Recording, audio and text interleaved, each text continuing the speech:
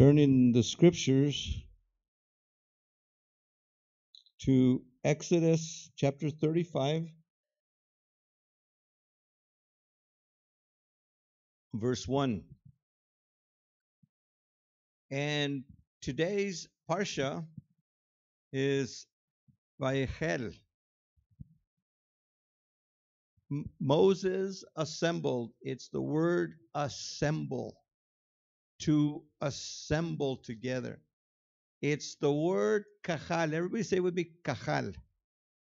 Kahal. Kahal is the Hebrew word to call. Kahal, call. The word kahal means to llamar, para llamar, llama, como con un grito, llama, call together, assemble the people. 200 years before Yeshua, the Hebrew scriptures were translated into Greek, into the Greek language. This is called the Septuagint. And the Septuagint, usually you will see it in writing. If you see an LXX, these are the Roman numeral for 70. Septuagint means the 70. And about 200 years before Yeshua, the Hebrew Bible was translated into Greek. Well, of course, Greek and Hebrew are different languages. And so the Greek had to form itself for the Hebrew. And so the Greek already had a word to call together, to assemble from the Greek city-states. And in the Greek city-states, a person who was a legislator, a person who was part of a council, was called, and they called it the ecclesia. The ecclesia means to call out the legislators and says, come to the roundhouse, come to Santa Fe, and we're going to have a meeting, and so they do that. Congress, come to Washington, D.C., we're going to have a meeting. And so the congressmen come and they have legal meetings. I understand that New Mexico had an illegal meeting, what was it, last night at 1 o'clock in the morning? Is that true? Can somebody verify that? They had I guess, illegal meeting in the wee hours of the morning to appropriate money for all kinds of stuff that the new governor and the new people wanted. They called them out. It's a called out, and it's not religion. It's not just government. It's anybody. Anytime you call a group of people out, if you call a group of people out, you're having ecclesia. You're having an assembly. In high school, how many remember the high school assemblies? And that was an ecclesia. That was a kehillah, an assembly. Right now, you are the kehillah. You are the assembly. You are those that are gathered together. And it says here that Moses assembled the whole community. The word community is the word here adat, from adah, a community, a group of people. So we are here, we are adat. We are an adat. We are a congregation. We are a community of people. We could call ourselves Adat Olive Tree. We could call ourselves Adat Yeshua, the community of Yeshua, Adat Messiah, the community of Messiah, as it's called several times throughout Scripture. Adat Yahweh, Adat over here says Kol Israel, the community of all of Israel. But I want you to see yourselves as the Kehillah, as the Kehillah, as the assembly, the ecclesia. Now, from the word ecclesia, ekkaleo, to call out, is where we get the word iglesia. In fact, the Spanish word iglesia is exactly what the Greek and Hebrew say. Una iglesia es una congregación. Una iglesia es cuando se junta, un juntamiento de gente, a gathering, a coming together, a joining of people together. That's what an ecclesia, a kehila is. Now, most of us have grown up with the term church. Most of us have grown up with the term church. The church. Every time that the New Testament uses the word ecclesia, the King James Bible has translated, and every major Bible from them, because most Bibles are based on the King James. Most Bibles are not based on the Hebrew and Greek. And the King James wasn't based on the Hebrew and Greek. Even the King James Bible was based on the Latin Bible.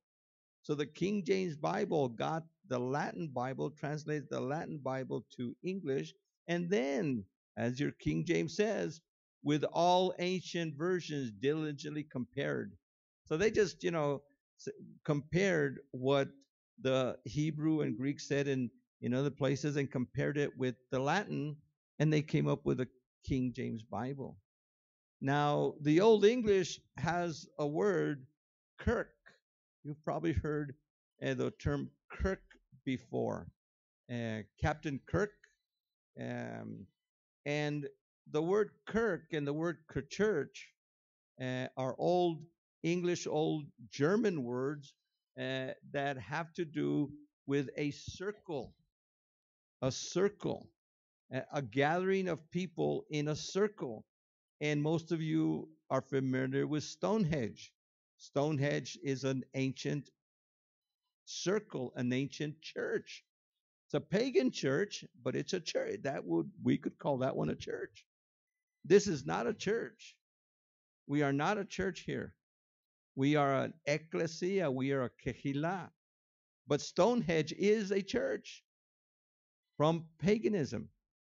And a translation of church into Spanish, the best translation of the word kirk, for church in German, into Spanish is rodeo.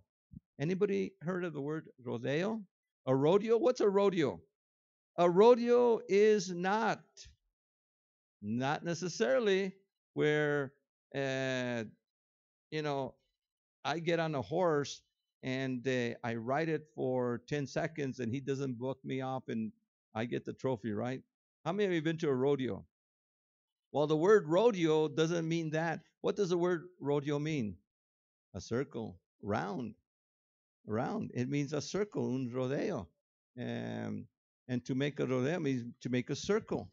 So the word rodeo is actually what Spanish translated into from the word church.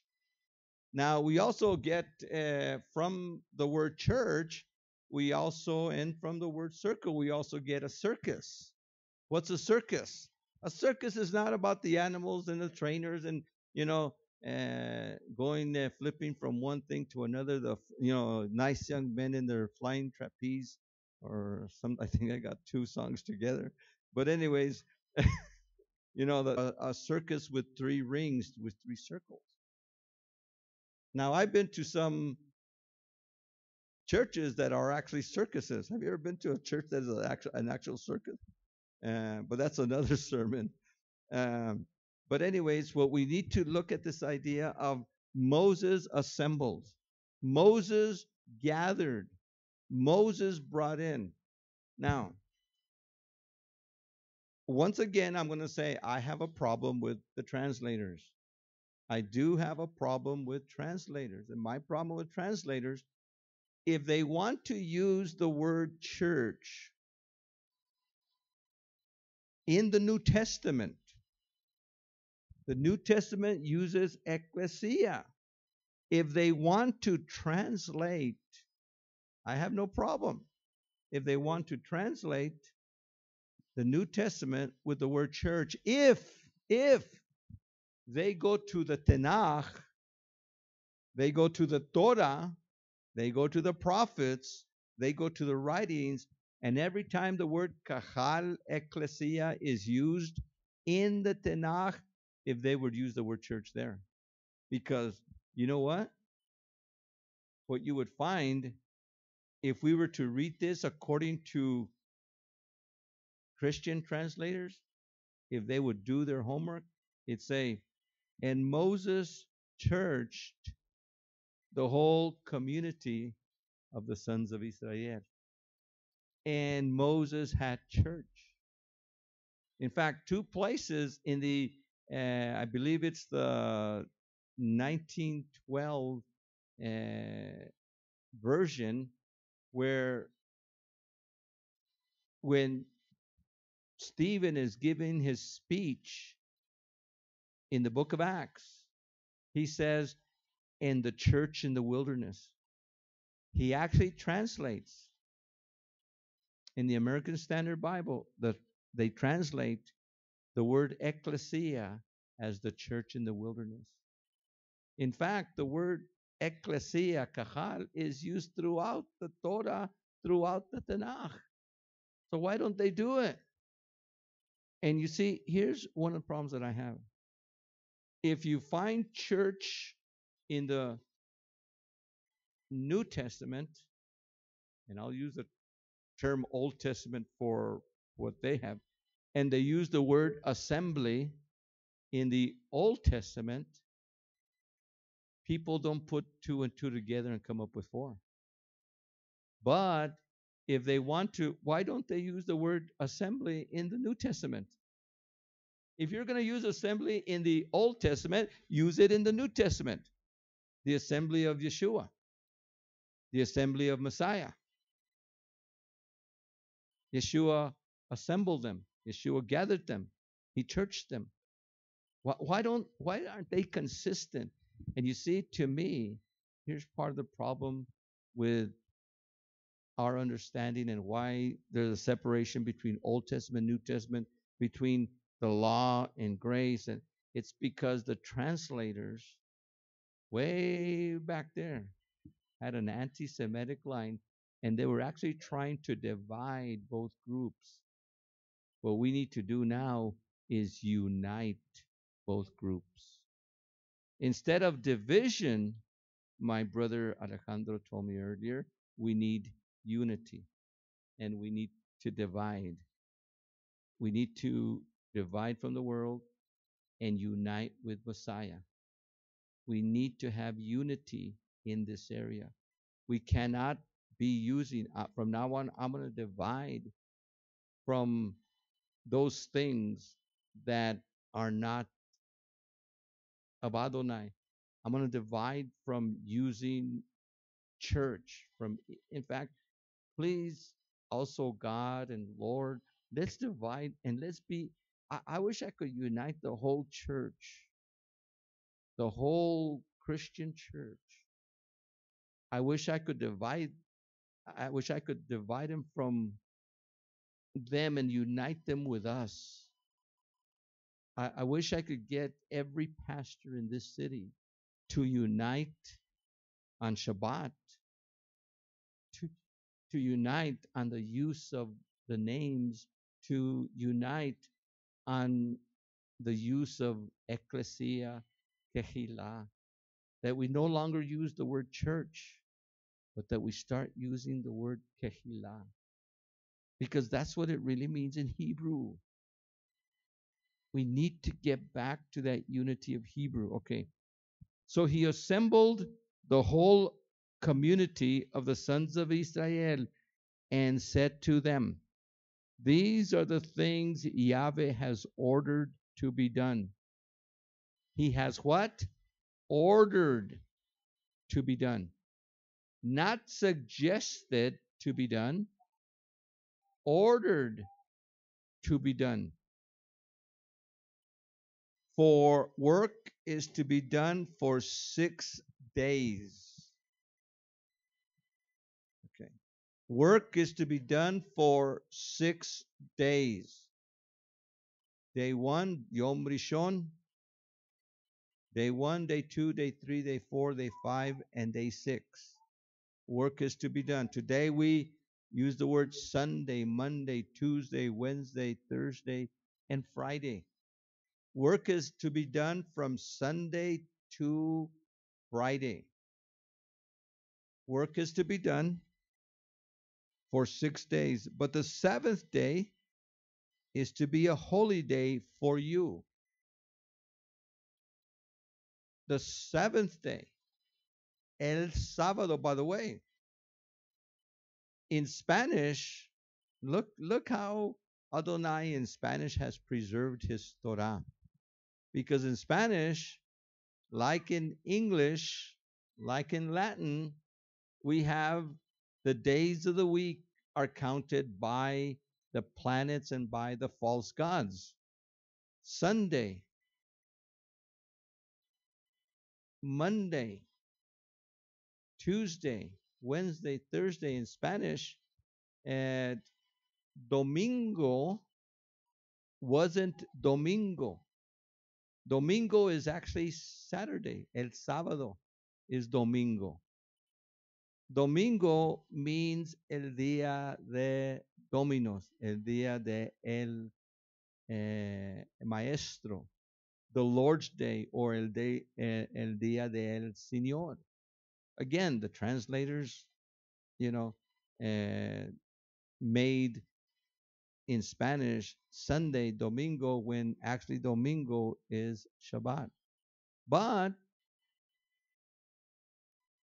el lunes, martes, miércoles, jueves, viernes, all these days of the week are the moon day, the Mars day, the Mercury day, Jupiter day, and Venus day. But Saturday in English is Saturn day. But in Spanish, Saturday is not Saturn day. In Spanish, Saturday is sábado, which in Hebrew is Shabbat. So in Spanish, we use the word Shabbat for our seventh day. But work is to be done for 6 days. But the seventh day, Shabbat, the seventh day is our Saturday in Western culture, and Shabbat in Hebrew, it says there, is to be a holy day for you. The word holy, the word kadosh, means a separated day. 6 days are common days. We have 6 common days. A common day, you could do whatever you want. Common life. You could work. You could take the day off if you want to. You could do whatever you want. Your choice for 6 days. But the seventh day, today, from last night, and by the way, the Sabbath begins at sundown. So at sundown, as the sun starts going down, it's already starting to get time for rest. And we start resting. We start relaxing. We start taking off of our normal schedule, our normal work. And from sundown on Friday night, what we call Friday night, to sundown tonight, it is 24 hours of rest. 24 hours of rest, with the exception of Mikra Kodesh. And we'll look at that from Leviticus. But it says, for you, a day of complete rest, consecrated to Yahweh. So it's a consecrated day, a holy day, a sacred day, consecrated to Yahweh. Consecrated for Yahweh's purposes, for Yahweh's things. Whoever does any work on that day shall be put to death. Now, one of the things that we as believers must understand, whether we like it or not, whether we like it or not, whether we like it or not, what the word of Adonai says is truth and its truth forever. It's not for Israel, it's not for the Jews only.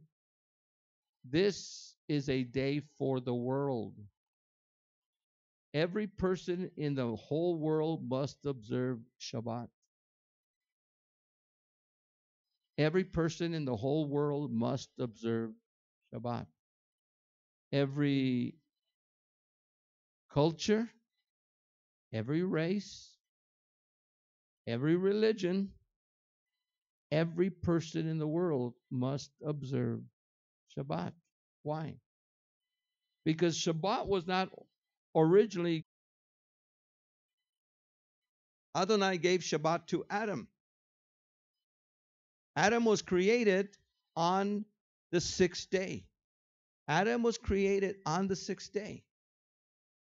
And on the seventh day, Adonai rested. Adonai ceased from his labor. On the seventh day, Adonai consecrated that day to be holy.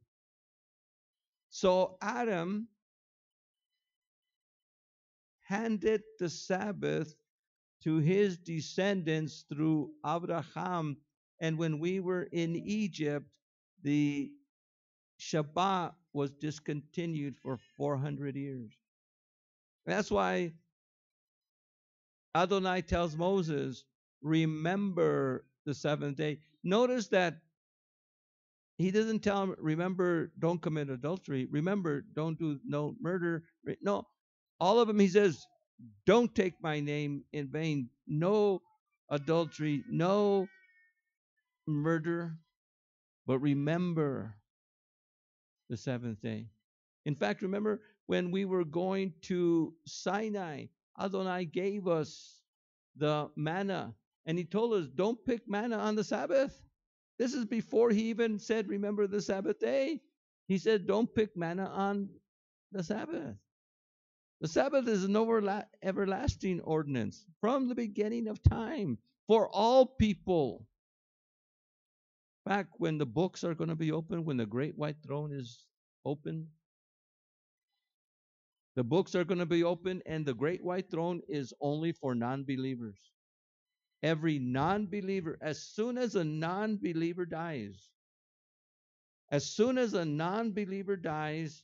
the moment he closes his eyes in death here, his eyes are being opened in front of the great white throne of Adonai. And it says, and he will be judged, and the books are open. The book of life is open to see if he's saved, and of course his name's not there, but the other books are open. What are the other books? It says, and that was of the deeds that they did on this earth. One of the questions that Adonai is going to ask every non-believer is, did you observe Shabbat? Did you observe Shabbat? And of course, they're going to say, no, that's for the Jews. And he's going to say, no, look at my word. It's for all man. All mankind needs to observe the Shabbat. In fact, every congregation, every Christian congregation, every pastor that's listening to us that does not observe Shabbat, when a believer dies, he doesn't go before the great white throne. When a believer dies, he goes before the Bema seat of Adonai. And when a believer dies, we are already judged righteous by the death of Yeshua. We've been baptized into Messiah. We have salvation. So we're not going to be judged for sin. Our sin problem has been dealt with. The unbeliever's sin problem isn't dealt with. But our sin problem has been dealt with. But we are going to be judged by now, because you broke Torah. You are cursed by breaking Torah, but Yeshua became the curse for us. But once we become a believer, then we need to sanctify ourselves. And we sanctify ourselves by Torah. The Torah of Yahweh is perfect. converting the soul, Psalms 19:7 says. And so now we are going to be judged. So every Christian minister is going to be judged and said, did you keep the Sabbath? Well, Sunday was my Sabbath. That's not what I said. Did you keep the seventh day Sabbath? Every pastor is going to be judged. Did you teach the Sabbath? Oh, I taught that any day you choose your day, you choose, she chooses her day. No, that's not what it says. It doesn't say any day is your Sabbath, you choose your own. See, you can't choose your own Sabbath. I can't choose my own Sabbath. Now, we could choose, and if your work allows you, you could choose the day that you have day off. My day off is Thursday. On Thursday is my day off, but that's not my Sabbath. Today is my Sabbath. Today is my Sabbath. I don't have a Sabbath. Today is my Sabbath. I have a day off, and you could have a day off anytime you want, but we don't choose our Sabbath. He chose it for us. Think of it. Adonai chose the day that you were to gather with him. And this is the day. A church council has no authority to change the day. A church board has no authority to change. An individual has no authority to change the day of the Sabbath. The seventh day is the Sabbath, was the Sabbath, and will be the Sabbath for all time. In fact, in the millennial kingdom, the Sabbath, the whole world will be practicing Sabbath, seventh day Sabbath. In the millennium, everybody's going to be a Sabbatarian. And that's what everybody should be today. Again, this is a day, and what does it say going on? You must not light a fire on the Sabbath day in any of your homes. And so on the Sabbath day is a day that you don't initiate or kindle a fire. It says, do not kindle a fire. Now, you could have a fire, but you just don't kindle a fire. You get a fire going. What they would do is that they would make sure that there was embers, and from those embers, the embers would be transferred. And as long as you kept the fire going, you could, and you had to be well prepared. Because on the Sabbath day, if your wood pile got low, you couldn't go out there and get more wood. Remember what happened to the brother that went out there and says, "Oh, I don't have no more wood." He goes out there and starts chopping wood. What did Moses say to do to him? Stone him. And he was stoned. Now think of this. Here's where we don't, as I don't want to say Americans or Western culture, because this is not just Americans. I'm sure this is Christians all over the world. We really do not appreciate the word of Elohim the way Elohim gave it to us, because we are sloppy in keeping the commandments. Every one of us. Now, we all have the favorite commandments that we keep and the ones that we're sloppy in. And if you're sloppy on this one, another person's sloppy on that one, another person's sloppy on this one, but this one keeps exactly what this one's sloppy in, and vice versa. That's why we should never look and say, well, they're doing that, they're doing this. Oh, you shouldn't do that. You know, we shouldn't be rebuking one another, because in what one person is sloppy, another one might have a strength, but where this guy's strength is, that might be where they're sloppy at. And the Sabbath is something that every person, we are all sloppy in. Probably the great majority of people are very sloppy. Now, we can't be legalistic. We can't be Judaizers of the Sabbath and legalistic of the Sabbath like the Pharisees. The Pharisees were condemned because they were legalistic. of the Sabbath. But we can't be sloppy of the Sabbath either. We just have to be careful to observe everything. And that's what he says, be careful to observe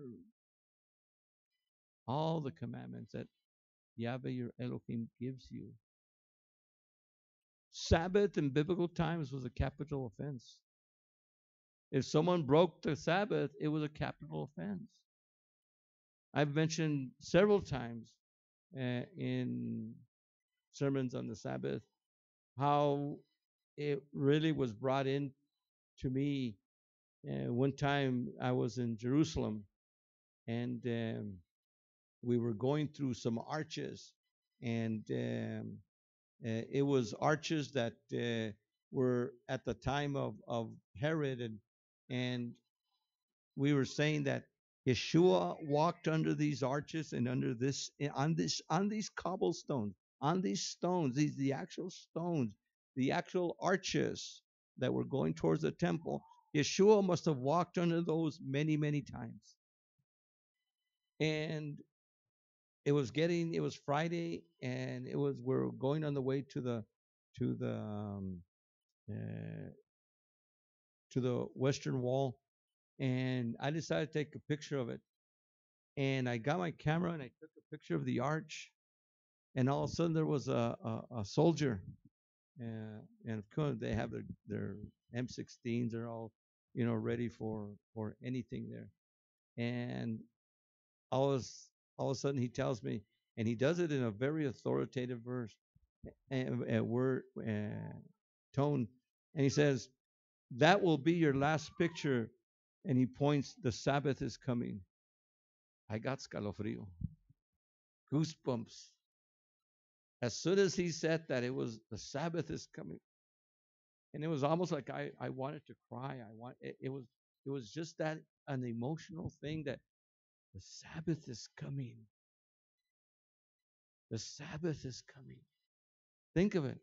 Today we are sloppy on the Sabbath, when if we were living under a high priest and under a king, and in Israel, what we do on the Sabbath ourselves, what we, even as Messianic believers, do on the Sabbath is a capital offense. And in the millennium, when Yeshua is the king, when Yeshua is the prophet, when Yeshua is the high priest, if anyone breaks the Sabbath in the millennium, they will be executed immediately. Can you imagine that? The Sabbath to Adonai, not to us, but the Sabbath to Adonai is a serious thing. It's serious. We might say, well, we're under grace. Yes, we're under grace. Adonai has shown his grace on us so much. But that doesn't mean that we need to say, well, I I don't have time to do it yesterday. I can't do it. I have to do it today. Well, there will be emergencies. There will always, and the Torah tells us elsewhere, if your neighbors or even your enemy's ox gets stuck in a hole on the Sabbath, can you get it out? Yes, you can. You should get it out. You can't say, well, it's the Sabbath. I can. No. If it has to do with life, in Israel, this is the key.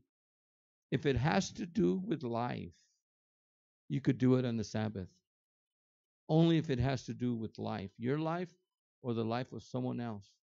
Or in this case, the life of an ox that fell in a hole. Anything that has to do with the emergency can be done on the Sabbath. And of course, those of you that are medical and a special diet or this and that, that's allowable.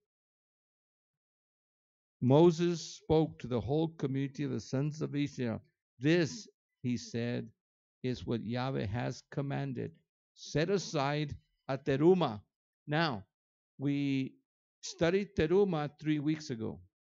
And the teruma was to be set aside, set aside. And the teruma was a contribution. Remember, the teruma was not the half shekel. The half shekel is one thing, but there's all kinds of teruma or terumot, many offerings. A free will offering. A free will offering is an offering that you could give whatever you want. You could give this much. You could give. You don't even have a teruma. You don't even have to give. A teruma is not a tithe. A tithe is 10%. 10%. And by the way, um, one of the things that I do every week, I this is for 2019. We are in week 8 of 2019, our fiscal year.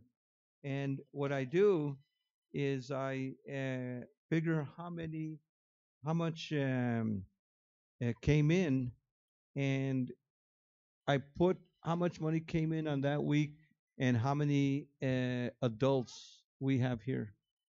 How many came in and how many adults came were here. And so I have our people counting how many adults are here. And so, in fact, maybe you could take another count, just kind of count and see if it verifies what Richard and some of the other guys count. And uh, and then how much money came in? Like here is for 1 week we had 61 people. How many of you good are math wizards? Any math wizards here? Okay, we had 61 people, and we had 747 came in that day. How much is that per person? 61 people, and we had 740, yeah, 747 people and 61 people. $12? Okay. So that's how much you guys are tithing per average. Now, you might say, well, I gave $100. Yeah, but we're talking about average. So that that time we averaged $12. Um, Here's 1,600, and we had 53 people. That was last week. Last week we had 1,600, and we had 53 people. How much is that? $30 per person. And it goes up and down. By the way, we should be making $3,000 per week for us to make it. That means that some months we don't make it and we have to borrow, and we're borrowing a lot. So a tithe is 10% of what comes into your household. Whatever comes into your household, you get 10% and you give it first to Adonai. And then you live on the 90%. If you tithe 10%, you could live on the 90%. If you don't tithe, then you need about 150% to live off. Because if you tithe, Adonai all of a sudden blesses the 90% and makes that even more. But if you don't tithe, all of a sudden he makes it less. But he says here, set aside the contribution. Set aside a contribution, a teruma, for the work. And of course, we already learned that this is what we learned 3 weeks ago, so we're not going to go into it. And all of a sudden, they started bringing in. And go with me to verse chapter 36, verse 2. Moses summoned Bezalel and Oliab and all the skilled craftsmen whose heart Yahweh had endowed with a skill. By the way, in building the sanctuary, Adonai bless people with skill. Now, this wasn't planned. I didn't plan this. But like I always say, it's interesting how the Parsha always fits. Parsha always fits. We need a wall. We need a wall. I heard my brother Alejandro Noel say, build a wall. Build a wall. I heard him say that. And so we need to build a wall around our congregation to protect us from some of these people that are here. You know, we try to bless all these people. We try the very people that we've had here to feed are the very people that sometimes have come in and done damage. We try to bless them and we get stabbed in the back. And it's sad that we have to protect that which, and we definitely have to protect what Adonai has given us. I would have hated these people that came in. They took Zach's computer. In fact, they took all our security codes and they took our backup keys and they took all kinds of stuff that are needed for the security of the con. Strange that they knew the right thing to take. And all the video that we had of all the people that we, the videos from the security camera, they took all that. In fact, they not too long ago stole all twice. We've had all our outside cameras stolen. But we need to protect that which belongs to Adonai. Thank Adonai that, and I'm sure they, if we wouldn't have caught it, they would have come back again. All our instruments, our Torah scrolls. Can you imagine if they were taking the Torah scrolls? And you got these guys have all kinds of stuff. In fact, we found back there not too long ago a little gun, and it was a gun with a little pin, and they stick that pin into the door, and they just go ksh, ksh, ksh, ksh, and they keep on doing that until the tumbler and it opens the door. And we found all their crowbars and the hammers, big giant hammers that they use to break in, probably to all these, not just us, but all these other people's houses. But we need to protect this. And with that teruma, with this, now we're talking about Moses building the sanctuary, and the half shekel maintained it after a while. After this initial teruma, the half shekel yearly maintains it. $100 a year for every man, 20 and over, as you read, is to give the half shekel, $100. But this teruma, whatever you want, and Adonai gets these guys, these people. We should have people here that Adonai might bless. Maybe you're not a bricklayer, but maybe you could dig holes. We need you, just like Moses needed these people. Skilled craftsmen, it says. But watch this. Watch what they say. Verse 5. The people are bringing more than is needed for the work Yahweh has dedicated it to us. At Moses' command, therefore, this proclamation was made throughout the camp. Let no one, man or woman, do anything more towards the collection for the sanctuary. So the people stopped from bringing any more. The material they had was enough, and more than enough to complete all the work. This verse here probably is mentioned more often in most congregations, because I don't know if there's ever been a congregation where the pastor has to say, you know what? We don't need your offerings no more. Can you imagine if I would say that? You know what? We don't need your offerings no more. Stop bringing offerings. You bring your tithe because you owe that to Adonai, but no more offerings. Just give me your tithe. That's all I need. By the way, if you don't tithe, don't bring an offering. I'm kind of stabbing ourselves in the back, but I'm trying to help you, because Adonai doesn't want your offering. He wants your tithe. Once you have given your tithe, then your offering starts accumulating. Adonai loves a cheerful giver. The more you give, Paul says in 2 Corinthians 9, and he's talking about the teruma there. He's not talking about tithes. In 2 Corinthians 9, Paul is not talking about tithing.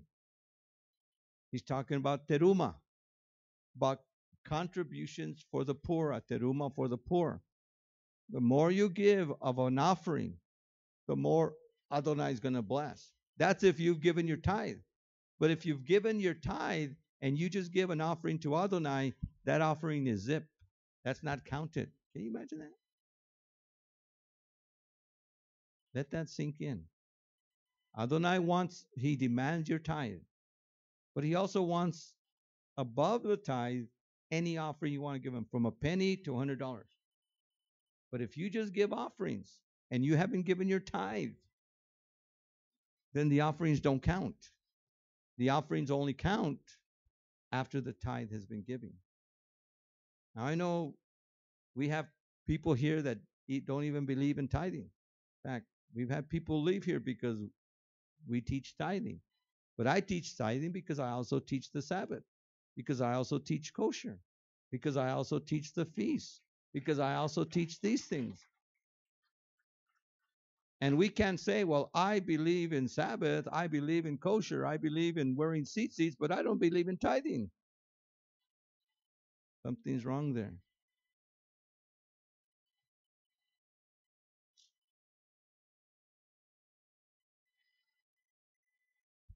And so what Moses does here is he stops the offering, and then at that point they start building. Now the rest of today's parsha has to do with the building of the different aspects, the veil, the ark, all the different aspects of building the temple, which we're going to look at also next week. So let's go ahead and stand here this morning. Father, we thank you for the opportunity that we have. Father, I ask that you bless these so-called homeless people that broke into our congregation and stole all these items. Father, I ask you that you bless them and give them the gift of conviction, give them the gift of repentance.